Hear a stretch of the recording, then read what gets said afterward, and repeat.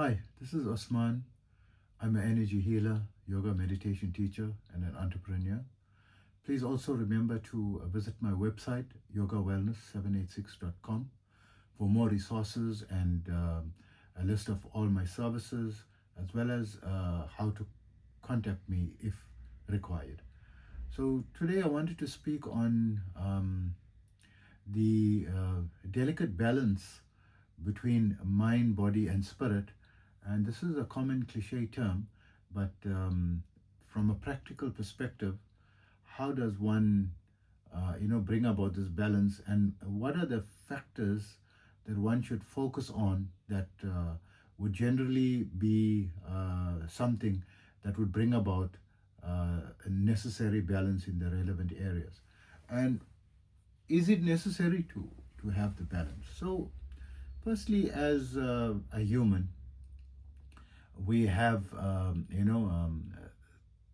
various dimensions to our existence. We have our physical body, we have our mind, and our likes and dislikes, and cognitive capacities. So that's encompassing our psychology. So the body encompasses our physical needs, and the mind and intellect our psychological needs.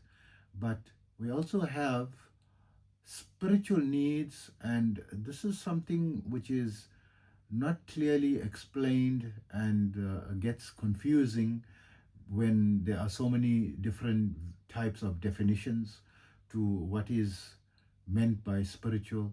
So I would say it's something that goes beyond the body and beyond the mind, something that is much deeper and richer and more subtle.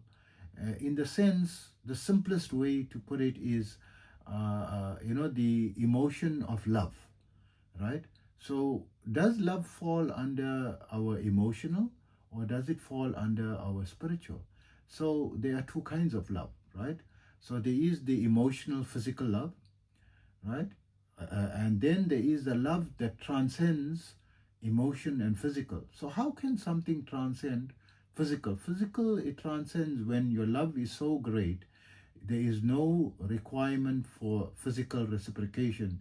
You don't need that person to give you any gifts or any reward or any comfort in return. You are giving it selflessly, just out of like how a parent would give to its child, irrespective of the child being stubborn or rude, or because the adult understands that the child is a creation of his own and doesn't understand what he's doing, and is always forgiving, right? So this is goes beyond the physical, but you also get the emotional, where there's an emotional dependence, as when you fall in love with someone romantically, and when they don't reciprocate it, it hurts you greatly, right?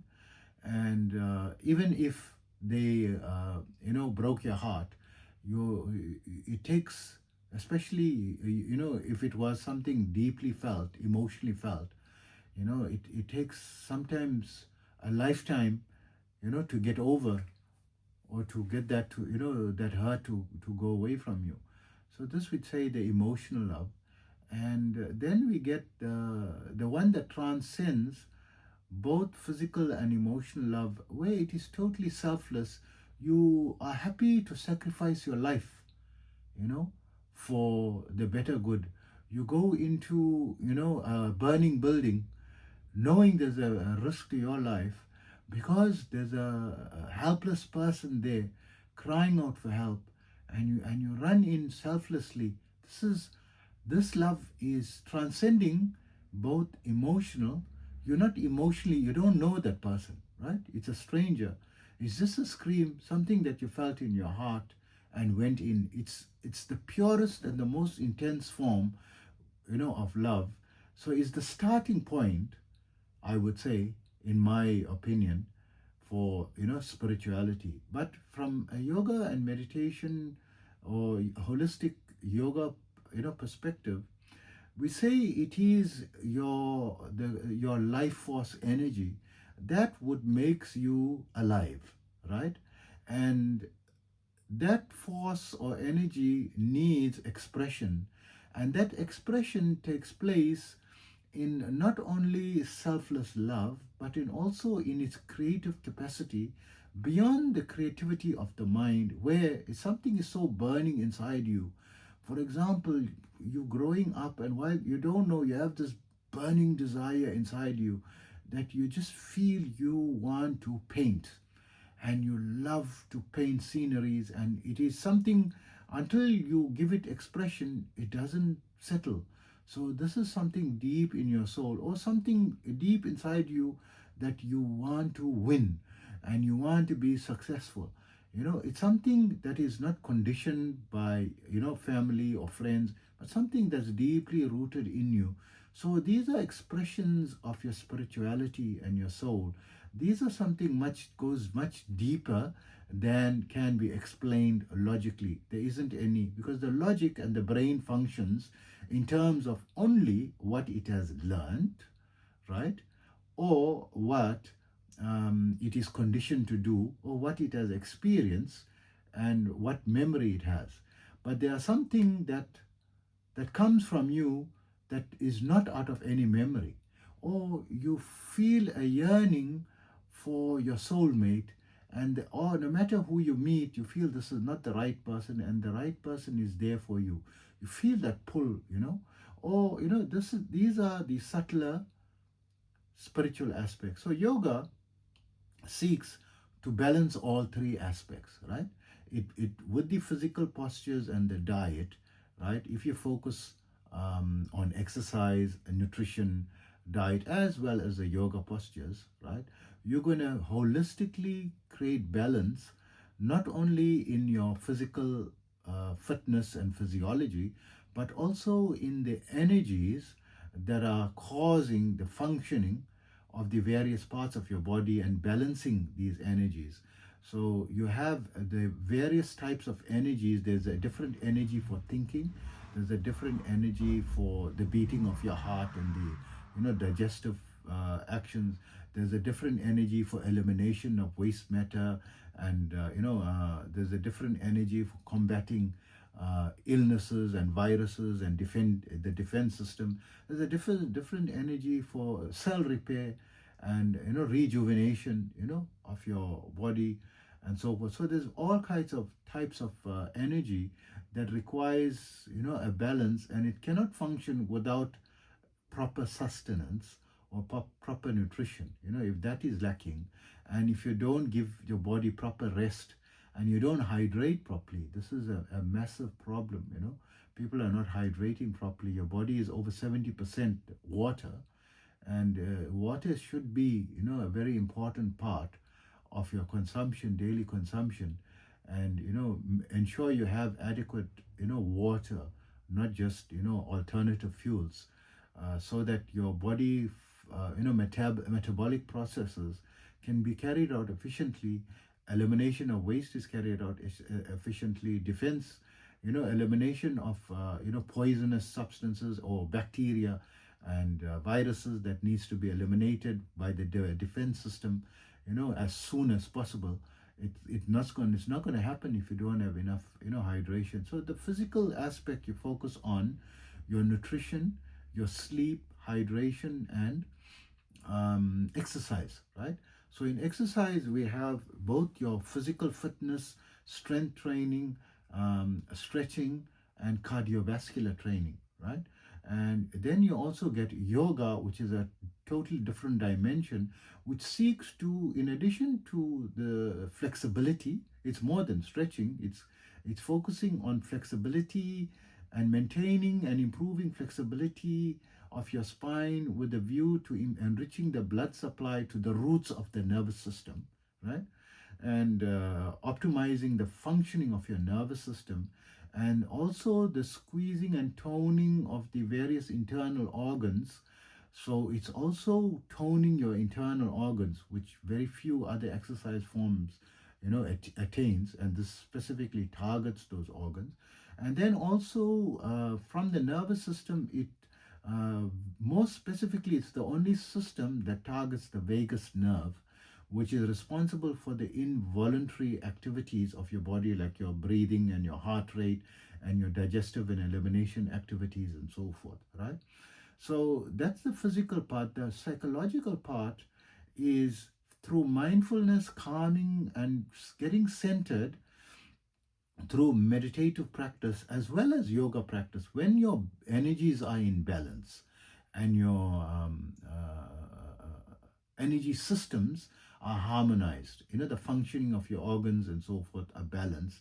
So this balance assists in creating a harmonious environment in which your mind can be more focused on being peaceful and relaxed and centered, right? So then your meditative practice can be more beneficial. So what happens during meditation from a psychological perspective is when you totally calming and relaxing, you are doing something that putting your body at a total restful state consciously. So you are doing something what is normally achieved in deep sleep, but more powerfully so if you continue the practice and become proficient in it. So we find that from the theories of meditation practice, they say that the restfulness that one can gain from meditation far exceeds the restfulness that you can gain through deep sleep, right? So usually people who meditate often usually require less sleep. They find they are restful, in a much shorter space of time with the lesser requirement of sleep. But this is a false positive. This is only addressing the psychological issue. But you also need physiological rest. Every cell of your body needs rest as well, right? So, yes, meditation can seek to bring about restfulness in your entire body as well. But we are living in the 21st century where the nutrition that we consume isn't sufficient or isn't powerful enough. There's a lot of pollutant factors in the environment which is creating oxidative stress, to our physical body, requiring additional restfulness in order for all this damage to be eliminated and the toxins to be eliminated from your system. So now plastic is part of our bloodstream. Because plastic is in all our food products, nearly everywhere, it's impossible to avoid. It's even in the air. We are breathing into it. So we don't even know what's the harmfulness. In the blood sample, part of your blood is now plastic, right? So all these things require elimination. So during the ancient times, when the pollution factors were not so high and the quality of the nutrition you ate, one orange in those days equivalent to about 8 oranges in these days, just as recent as 100 years ago, right? So, and even as recent as 50 years ago, people very freely consumed high carbohydrate, highly refined carbohydrate foods like breads and cakes and pastries in a very large proportion and did not gain weight, right? Maintained a very slim and trim figure because the metabolic processes were all fine, the micronutrients were fine, and the body didn't find it necessary and urgent to store, energy in the form of fat because it's not in a panic that there is a nutritional deficiency or an emergency in your body. So currently, many people are suffering from obesity, which is an illness, not as a result of overeating, right? More as a result of lack of nutrients, right? So the psychology from meditation tends to, get the restfulness beyond or much better than in sleep. And that's why people who regularly practice just a few minutes of meditation daily over a sustained medium to long term means 5 years plus, right? Medium term, 5 years plus, or even 2 to 5 years, you already find, a difference. Practicing it just for 6 weeks, right? For just 6 weeks, there's been scientific results that shows there is definite improvements in the general markers, from a stress stress response point of view and a physiological point of view, right? Improvement in the physiology as well as the psychology within just 6 weeks, right? So you're taking care of your mind because your mind is the human mind is what sets it apart from all other living creatures, right? Its capacity for its self-will, to and its creativity and innovative capacity to be progressive and not be stagnant, and its creations, that are ever, more and more astonishing and astounding as the decades are passing, right? You have such an important tool, right? It is such an amazing tool that just by your mind you can feel good, and just by your mind you can feel totally miserable. It is such a powerful tool. There's a saying, whatever the mind can conceive and believe, it will achieve. There's been so many things that were said to be impossible, but there were a few men that says no, they believed in something, and they created the electricity. They created the telephone and the communication system. They created the ability to fly, and they created the various amazing technologies and motor vehicles and AI, right? Such amazing things that are created by the mind. So it's important to look after the mind, right? To have some practice that is scientifically proven to aid in the optimization of your mind. And of course, mindfulness practice is that practice, and yoga practice is that practice that also aids in improving the tranquility and the power of your mind, right? And in terms of your spiritual growth from a yoga perspective, increasing your spiritual life force energy in order to increase your energetic levels, your positive energies, your positivity, and also your youthfulness, and slowing down the aging process, right? Improving spirituality also involves that. So also developing the higher capacities of your potential from your cognitive function perspective, right? So those who's practicing regularly, you find that the mind becomes sharper and deeper, and also more creative, and more creative ideas. You are able to access the creative ideas better. So in spirituality, my answer, to put it in a very simple manner that addresses it pointedly to something very specific, is the practice of yoga and meditation that bringing about the control, your personal control into your various higher mind frequencies, right? So instead of living mindlessly in the beta frequency, right, in the frequency that you are not having any direct control, where your mind is controlling you, circumstances are controlling you, and as much as you're trying to discipline yourself, it's difficult to discipline yourself and so forth.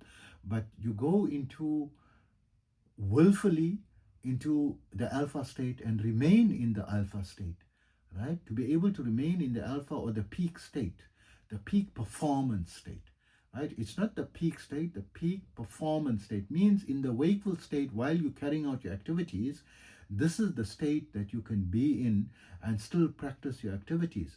And then there's a state higher than that, the theta state, that you need to be in a restful state, in a sitting position or in a relaxed position, because you cannot be moving around, because you withdraw your senses. You withdraw your senses and become totally calm and relaxed. So you can't be in a performance state. So this is a peak non-performance state, right? So an optimal will say peak non-performance and cognitive state, where you still can carry out your cognitive function. So maybe you need to solve a problem consciously, right? You need to be conscious, and the problem is confounding you. You need to withdraw your energies from your activities and focus it more into that particular problem to find the solution, or a creative idea or a creative solution, right? So this is the theta state that meditation helps you. And it normally, because I'm practicing meditation for a long time, to get into the theta state takes me, a few 2 to 5 seconds, right? I sit down 2 to 5 seconds, I'm able to get into that state, right? I use tools in which to get into it, and it's very easy, for me to get into it. And then I try to find, a solution, especially I'm an entrepreneur as well. So I have to find new advertising strategies, what's going to work in the market, because the market is dynamic. Why isn't my, marketing working? What is wrong, with my services? How can I refine my marketing mix, right? How can I improve my cash flow, right? How can I advance to the next level in my business? As some examples of creativity, the functions of how you need, or how can you solve a problem in your life where there's a issue, in the relationships, and how can you bring about a positive outcome, from bringing a creative idea and a creative solution. And especially where people are important to you, right? And you want to solve that problem, and you need to have access to the theta level. So spirituality, by focusing on developing your spirituality, you're going to gain control, willful control, into getting to that state. Then there is a higher state, which is non-active, right? Non-performance and non-cognitive. That the problem is so intense that no matter how hard you try to think, that your memory and everything that you learned, is failing to help you. You need to dig deeper beyond what your mind and memory function and your brain capacity is. Something you have to think, so to speak, out of the box, something totally innovative, right? Very deeply. And you want to go beyond what your brain capacity is, into what is the core of your essence. Because you, according to the yoga sciences, you are beyond. Your creation is not the physical body is only a part of your creation, a very primary or primitive part of your creation. You have higher parts to your creation. You have, they say, beyond your body, there's 4 higher levels to your creation. Higher than your physical body form is your subtle energy forms that controls your bodily activities. Higher than your subtle energy forms is your mental or mind form, which controls your energies, because your mind has control over your energies that can control your physical, because mind over matter, right? You can, by mind, go into, put your body into painful situations and disciplines in order to improve your life, or improve your physical performance and so forth. So your mind is superior. It's considered a separate entity which is beyond your physical body, right? And embraces your body in like an aura around your body, as but part of who you are, right? Part of the construct of who you are. And beyond that is your higher intelligence, or the one would say your ethereal body, or and the dormant intellect of your, sometimes referred to as your soul body, because it encompasses, according to the yoga science, it carries your soul like a vehicle. And where people can do astral travel, right? The theory, let's talk the theory of astral travel. They're using the theory of the ethereal body to transport you, the person, the soul, and leaving a part of you, your physical body, behind temporarily, because it can't travel into your body, could not be taken into certain higher frequencies and dimensions. So it is temporarily abandoned, and in order to visit the higher frequencies and come back.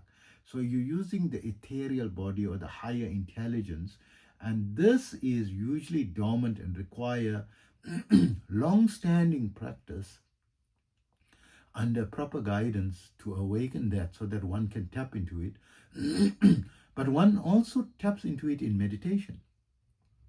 When you develop the theta state and go into the complete restfulness state beyond performance and beyond cognition, right? You relax the body completely, and you relax the cognitive functions completely, and you go into complete rest of both the body and mind. Complete rest of the body brings you to the theta state. Complete rest of the body and mind brings you to the delta state, and in the delta state it is a no thought state. There is no thinking. You are there, and there is no consciousness. There isn't consciousness of your mind, right? So you currently identify with your mind. So it's as if you are asleep, but it's not you. It's just your mind is asleep.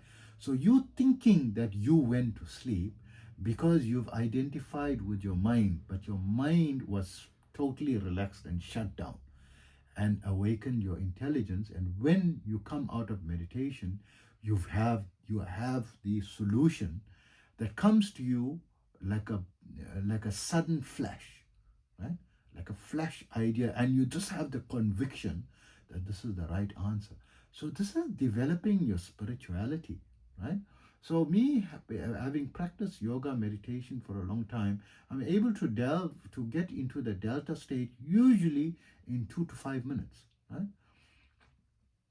And it is also a timeless state because we don't know how much time elapses in that state, right? Because your mind is a construct that is within the frame of time, right? But the higher self or the ethereal self transcends time, right? So when you get into the meditative state, you don't know how time elapses. You can be in that state for 5 minutes, you can be in that state for 5 hours, you can be in that state for 5 days, and you don't know. It felt like only a minute or two when you come to. You don't know how you had spent such long time. So that is how those who are very advanced in meditation, and you find these are, people who retired from, regular life and go into the mountains and sit and meditating for, days on end without even drinking water or eating food or, coming, to the consciousness level, but they don't feel that passage of time, right? So this is developing. Is it important to develop your spirituality? So to answer that, is it important to have your problem solved? Is it important for you to be progressive? Because life is progressive, society is progressive, technology is progressive. Do you feel it's important for you to be progressive? That do you feel that your brain and your mind has got everything and all the answers, right? For whatever life can throw at you? If you feel that's so, then you don't need spiritual development. You are fine, right?